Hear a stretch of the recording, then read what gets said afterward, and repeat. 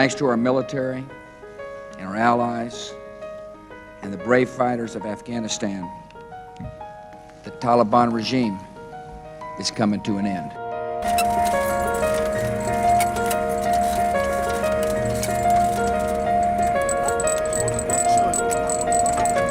But their entire lives have in some way been shaped by it without them even recognizing it. The increased surveillance, the securitization, the whole notion of issues being framed in terms of terrorism.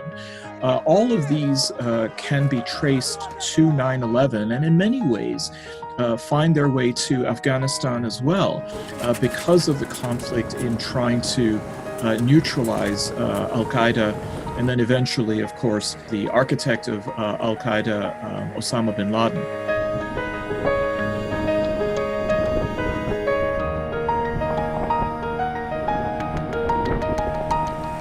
امریکایا د وه همې برآمدن کې خو مطمئنا قوه هوایی افغانستان ضعیف خود اجرا کردن میتونست ولی اجرا میکنه. اون افغان است بیچاره پیلوت از دلاور است و سر خود از خون خود تیر هستند به خاطر حفاظت افغانستان، مگر این کفایت نمیکنن. چرا وسایل و آلات و سامانهای هوایی ضرورت است و تا جایی که به ما معلوم است قوه هوایی ما مکمل نیست.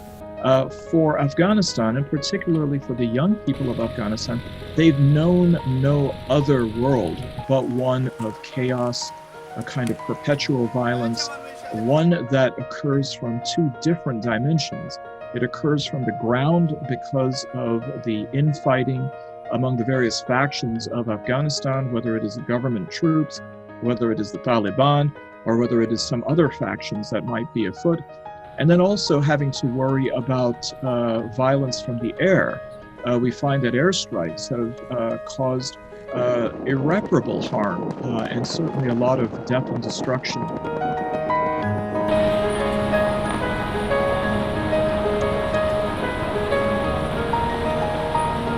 Well, I mean, almost immediately upon the withdrawal of American troops 2 days ago, and I think it's important to also note here that it seems from many sources that the U.S.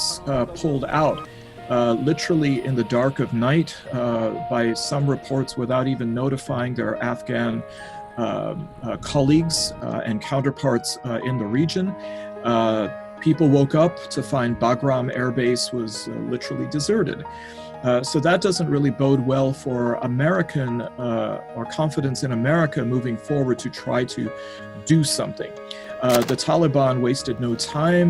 Estimates say that they have now captured 70% of the country's territory. But there is, I think, a possibility where things can stabilize. And that, of course, means some other powers coming in.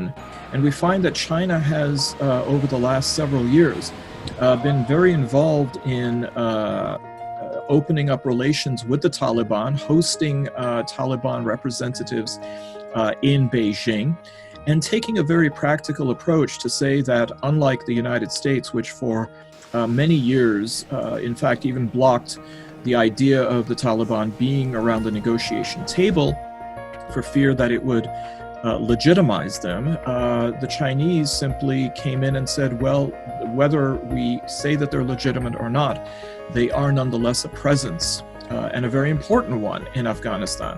But the kind of economic incentives, the kind of support that the Chinese will have in rebuilding and redeveloping the infrastructure of Afghanistan and serving as an impartial force, something which the Afghan people haven't really felt has been there for some time now, is perhaps the most optimistic way of looking ahead at what the future holds for the country.